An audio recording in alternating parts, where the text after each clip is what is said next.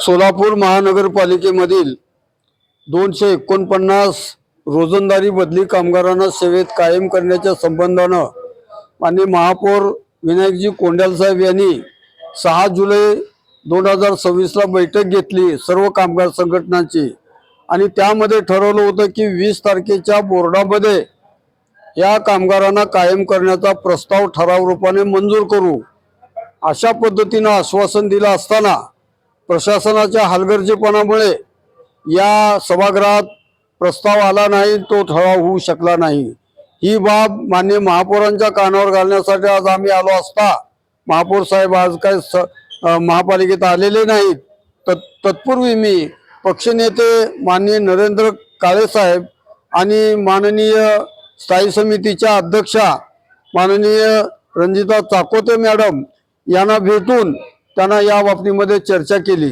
या चर्चेमध्ये त्यांना सांगितलं की जरी प्रस्ताव आलेला नसला तरी आता तुम्ही प्रस्ताव घेऊन प्रशासनाच्या मागे लागून प्रस्ताव घ्यावा आणि हा प्रस्ताव पुढच्या फ्रेश बोर्डामध्ये घेण्याच्या ऐवजी त्याच्यासाठी खास बोर्ड काढावं आणि 249 कामगारांच्या कायम करण्याच्या बाबतीमध्ये निर्णय करावा, जेणेकरून लवकरात लवकर 249 रोजंदारी कामगार कायम होतील। अशा पद्धतीची त्यांना विनंती केल्यानंतर माननीय चाकोते मॅडम यांनी स्पष्ट शब्दात सांगितलं की आम्ही अशा पद्धतीचा बोर्ड घेण्याचा निश्चित प्रयत्न करू।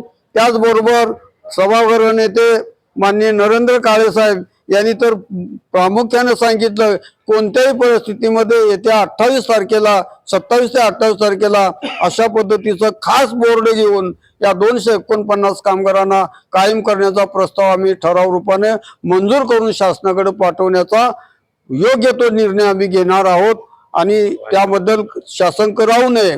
याचबरोबर 15 जे आपले वाहन चालक आहेत, असं वाटतं का की तुम्हाला की बाबा तुमच्या दिलेल्या शब्दाला किंवा तुमच्या एकूण मागणीला आता सकारात्मक पुन्हा देखील प्रतिसाद मिळेल? मला आता या चाकोते मॅडम आणि नरेंद्र काळे साहेब यांनी जे आश्वासन दिलंय आज यांच्यावरती माझा विश्वास आहे।